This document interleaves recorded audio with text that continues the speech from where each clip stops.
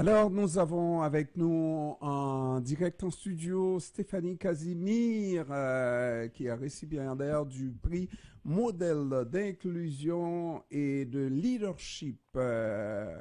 Stéphanie Casimir, comment ça va? Ça va, Jeanne, ça va. Et toi?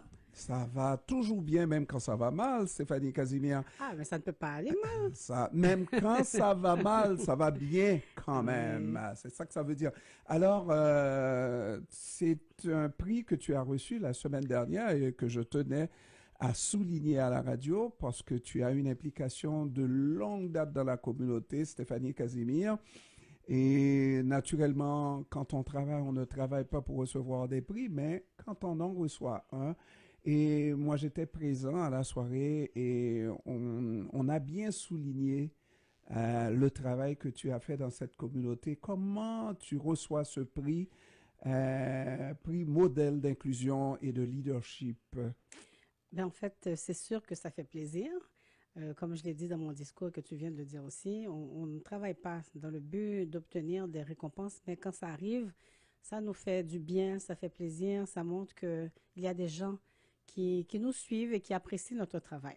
Oui. Parce que les gens ne réalisent pas à quel point ça demande beaucoup de renoncement de soi, c'est énormément d'investissement, de temps, parfois même de nos propres finances. Et puis la plupart du temps, on fait ça bénévolement.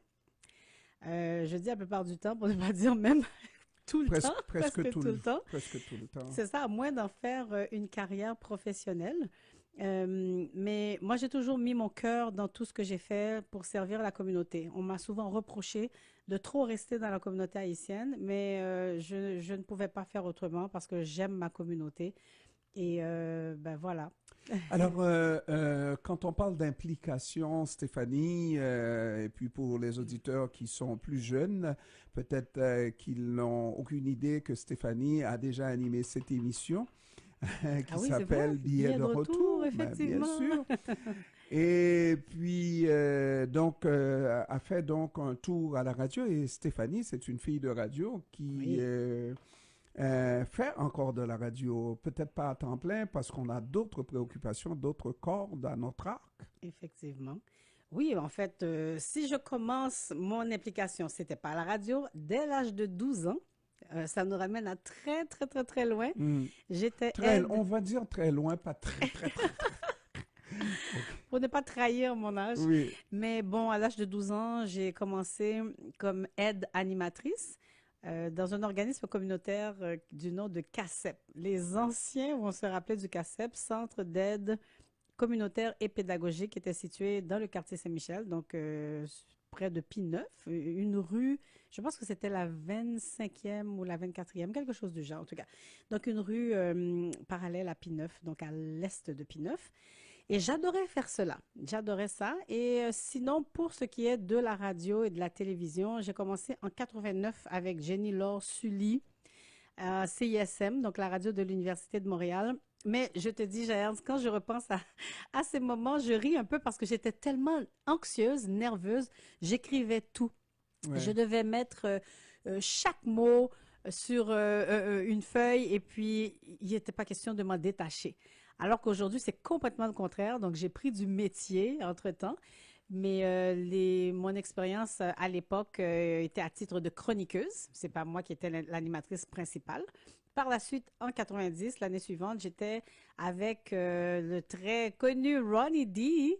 Il y avait aussi Réginald Delva qui a fait de la radio aussi à CIBL pendant longtemps. Réginald a déjà été Réginald Delva, hein? Bon, Il me je sais pas, semble. c'est des Bon, Delva, mais en ben, tout cas, Réginald Delva, ouais. le frère de l'autre, De l'autre, oui. Dari Delva, qui lui aussi a été très impliqué, bon, lui au niveau de la télévision, du cinéma haïtien, etc. Et puis, il y avait Katia Carriotte, il y avait Gubson Pierre et Germain Lindsay. J'ai une bonne mémoire, hein? Hmm. Notre réalisateur, c'est Feu Michel Hippolyte, hein, Oui, qui oui, nous oui. a quittés il y a de cela plusieurs années. On était une équipe formidable. L'émission s'intitulait Soleil de minuit, donc de minuit à 2 heures du matin sur les ondes de Radio Centre-Ville. J'ai travaillé aussi avec Henri Salgado à CIBL. Mon Dieu, j'ai franchement beaucoup d'investissements à la radio. On a travaillé ensemble aussi à CPAM ici avec Harold Pinder. Billet de retour. Non, billet de retour, c'était seul. Avant ça, c'était l'été. Comment s'appelait notre émission estivale? Euh, il y Oui, avait des il y avait un concours. mot l'été là-dedans, c'est sûr. Et, C'était. J'avais ça en tête tout à l'heure. et le Club rythme, Vacances. club Club vacances, avec Vacances. un rythme de musique Ah hein, qui oui. revenait. Oh là Oui, pas là. seulement ça, c'est qu'il y avait un jeu aussi amoureux où on essaie de créer des Des rencontres couples. amoureuses, Hmm. etc. Et tu sais qu'il y a un couple qui s'est marié à l'issue de cette émission. Ouais, voilà. Jusqu'à présent, ils sont ensemble, ils ont des enfants. Donc, il y a eu ça, Club Vacances, il y a eu Billet de retour que j'ai animé avec une équipe de chroniqueurs, recherchistes. On avait du plaisir. C'était à l'autre studio, l'autre location, Oui, oui, sur Jarry. absolument. Ah, sur Jarry. La télé communautaire aussi, ça c'était en 90 avec Philippe Fizemé. Oui. Donc, c'est là que j'ai appris le métier de la télévision. Puis, bon, sans compter le théâtre et tout. Je faisais plein de choses. Je Alors, suis hyper active. et Je faisais plein de choses. quand on regarde ça, et Ouais. souvent on porte un regard sur notre communauté en disant, il me semble qu'on marque le pas sur place, n'est-ce pas, qu'on ne progresse pas. Dans le fond, il y a quelques progrès qui ont été réalisés. Hein. Moi, quand les gens disent ça, je trouve que c'est totalement faux. La communauté haïtienne est, est l'une des communautés, sinon la communauté la plus active.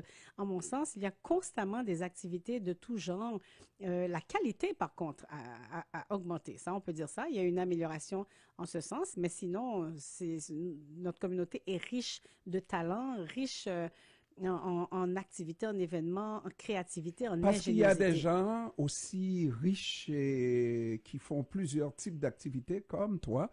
Parce que Stéphanie nous parle son côté artiste, mais oui, elle est aussi artiste dans une école parce qu'elle est enseignante aussi. Hein? Oui, C'est, j'enseigne ouais. depuis, c'est ma 6e année maintenant. J'ai eu à travailler avec différentes clientèles, donc les jeunes du primaire. Et je suis partie en courant. Oui, J'adore oui, les enfants, oui, mais pas pour enseigner, oui, sincèrement. oui. J'ai fait la francisation et puis depuis 3 ans, j'enseigne à de jeunes adultes à besoins particuliers. Mhm. D'ailleurs, on était ici, c'était la semaine dernière, C'était la une semaine semaine et demie, d'avant, je crois. oui, Mhm. c'est ça, pour une visite des locaux et puis on a enregistré une émission ensemble. Mais j'aime beaucoup ce travail. Oui. Je ne pensais pas que j'aboutirais comme enseignante, mais quoi que ça faisait partie de mes rêves à l'époque. Enseigner le français. Finalement, j'ai pris un autre chemin. J'ai travaillé, j'ai étudié en communication, journalisme, mais l'enseignement m'habitait aussi. Et puis, bon, la vie m'a amené là. Oui, ben, parce que tu as choisi le métier au moment Il y où avait un ça devient besoin, où il y a un c'est besoin, ça. mais aussi le métier n'est pas facile à exercer. On dirait Oui, que il y a un accord du côté, je dirais pas des gouvernements, en tout cas le dernier gouvernement, à rendre la vie des enseignants un petit peu plus difficile. Hier encore, j'ai fait des entrevues où, par exemple, l'enseignant doit elle-même faire une collecte pour s'acheter de la craie, pour s'acheter ben, euh, ça a toujours été comme ça. Quand j'ai enseigné au primaire, aux alentours des années 2019-2020, comme ça, les enseignants dépensaient de l'argent de leur de poche leur poche. pour que ce soit les décors lors des activités thématiques, que ce soit Noël, le jour de l'an, la Saint-Valentin, Pâques. Mesdames, Messieurs, tout à l'heure, Ouais. Stéphanie a dit qu'elle qu'elle dépense encore de ses poches pour faire de la radio. Bon, peut-être pas aussi ferme. Et là, elle est enseignante, elle Je dépense dépense encore de ses... encore de mes poches. On va faire une collecte pour Alors, moi. alors, je pose la question, coudon, Coudonc. c'est une forme de générosité naturelle chez Stéphanie à choisir de ces métiers-là, Moi, alors j'aime que ça. tu aurais pu faire beaucoup d'argent dans ta vie. Effectivement, Hein? je dis toujours, tu sais ce qui est drôle? Dernièrement, je faisais une activité avec mes élèves et dans le cadre de cette activité, il fallait réfléchir un petit peu à nos objectifs à court, moyen et long terme et faire un calcul de combien d'argent on pourrait gagner, etc. Et là, j'ai fait une démonstration avec mes activités en parallèle, donc en communication, tu sais que j'anime des ateliers de formation, j'en profite si ça vous intéresse, hein, sur l'art de parler en public et Voilà, autres. voilà. Je suis animatrice aussi. Et là, j'ai fait un calcul pour mes élèves. Ils m'ont dit Animatrice, ça veut dire d'événements, soirées de tout dansantes, genre. ou bien mariage, etc. Ouais, et autres, hein, pas juste seulement mariage, mais bon, que ce soit des lancements, etc. Et là, mes élèves m'ont dit, mais madame, qu'est-ce que vous faites ici? Allez-vous-en. Ils Ah ont vu, oui, oui, le potentiel, hein, donc de revenus. Ils ont dit, mais pourquoi vous êtes ici? Allez-vous-en. J'ai dit, je suis ici parce que j'aime ce que je fais. Comme tu le dis, Jean-Yann, j'ai le cœur sur la main. Je suis une femme de communauté. J'adore le communautaire. J'aime aider, j'aime pouvoir partager mon expérience de vie, mon expertise. J'aime voir les gens grandir, croître, se développer. Donc, c'est pour ça que je suis pas riche, mais je suis riche autrement. oui, oui, oui. Et Et riche surtout d'un garçon aujourd'hui, hein, n'est-ce pas? oui, fils de... C'est le centre de ta vie, là, Ben, en fait, il faut pas dire ça, hein. Le non? centre de ma vie, c'est Dieu. Ah oui? Il faut dire que c'est Dieu. Tu, Mon fils tu prend fais beaucoup de partie, place. tu Ben fais oui, tu sais partie que je suis croyant. de ces nombreuses femmes de Dieu? Comment ça, de ces nombreuses femmes de Ah Dieu? ben, Tu il y dis a ça Dieu avec en une a sorte de... beaucoup. Mais c'est pas une question de faire partie de ces Bon, nombreuses femmes de Dieu. Je ben, suis croyante. tu es croyante, Oui. mais bon, alors, Oui, bien il y sûr, a je suis spirituelle, croyante, j'aime Dieu, je chemine dans cette voie, dans la Tu n'as voie jamais entendu des femmes phénicienne. haïtiennes qui disent que le reste est à Dieu? Peu importe, Tout le reste est à l'essentiel, Dieu? c'est que Dieu fait partie de ma vie, c'est très important pour moi. Ma vie spirituelle est très importante, ça prend une grande place. Mon fils, évidemment, c'est la personne qui compte le plus parmi d'autres, mais j'ai la responsabilité de l'éducation de cet être, de ce jeune garçon qui a maintenant 17 ans. Il a eu 17 ans en février. Que j'aime profondément, mais en même temps, comme je dis toujours, qui me fait tirer les cheveux de la tête. Oui, hein? C'est pas facile d'être Et bientôt, maman. tu vas voir les filles commencer à... Hein? Bientôt. Oh, Ben oui. depuis qu'il est à la garderie. Ah, bah, voilà. Eh, mon fils, c'est un tombeur. Et même bébé, les gardiennes le trouvaient tellement mignon et tout. Il est toujours... Maintenant, il n'est pas mignon, il est beau. C'est un beau garçon. Cute Mais et ouais, beau. très, très cute. Mm. C'est ça.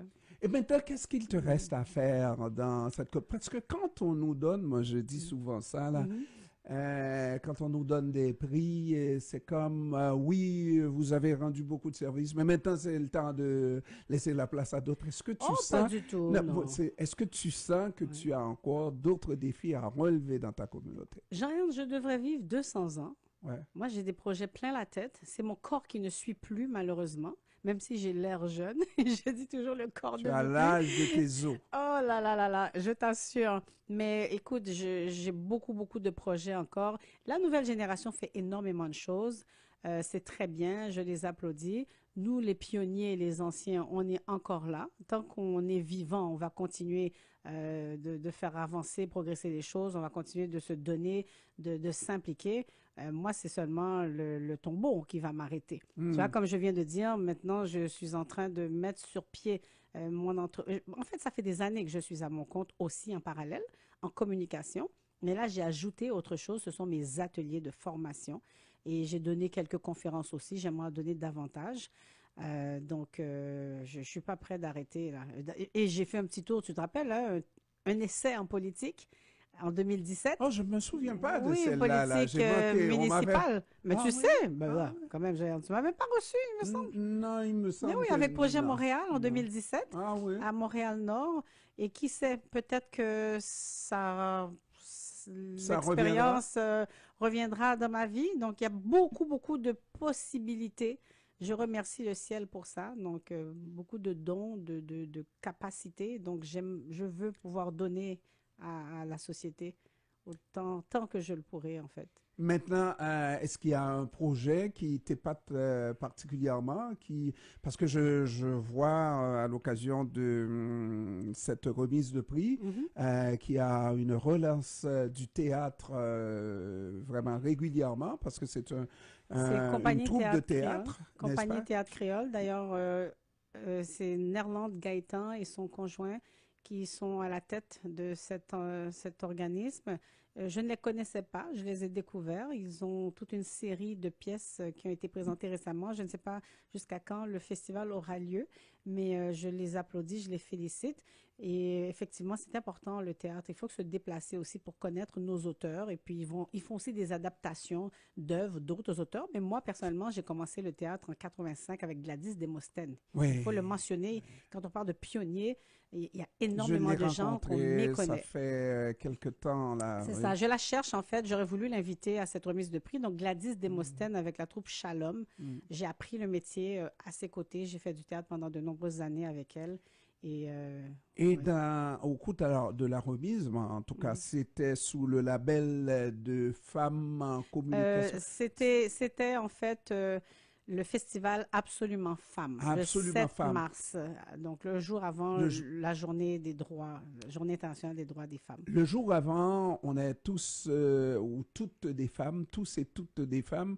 Est-ce que cette solidarité, ce féminisme dans la communauté est quelque chose qui a fait du chemin? Et puis, je t'interdis de me mentir, Stéphanie. Écoute, Je ne te connais pas pour comme ma part, menteuse. écoute, j'ai travaillé à la Maison d'Haïti et pour moi, j'ai toujours vu les femmes haïtiennes se battre. Ce sont des militantes, je crois, dans l'âme. J'ai appris aussi énormément aux côtés de Feu Monique Dauphin, Marjorie Villefranche, Suzy Boiron. Il y a Mireille Météus qui travaille là-bas. Donc, j'ai appris aux côtés de ces femmes. Et j'ai appris aussi à cette époque qu'il y a un militantisme très fort en Haïti.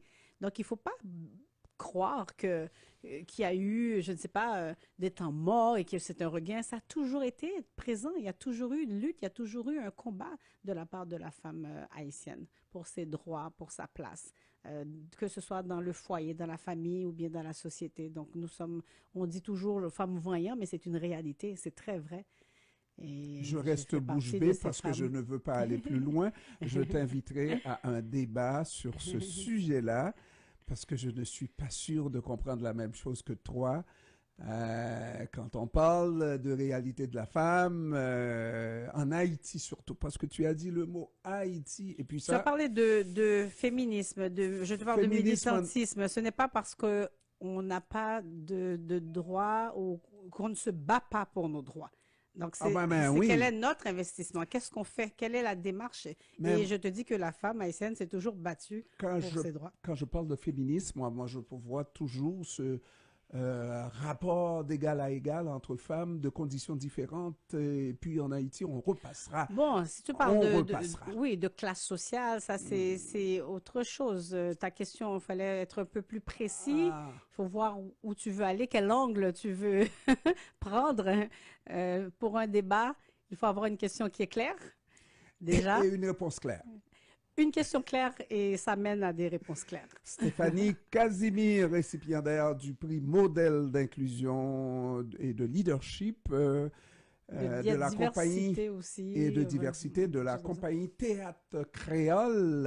Alors, merci beaucoup, Stéphanie, d'être venue. Merci à toi, Jean-Ernst. Merci. Et puis, on espère qu'on se reverra et qu'on aura d'autres émissions comme ça et peut-être un débat. Très certainement, très certainement. Il y a tellement de sujets qui m'interpellent. Merci beaucoup, Stéphanie. Merci à toi. Merci, au revoir. Allez, au revoir.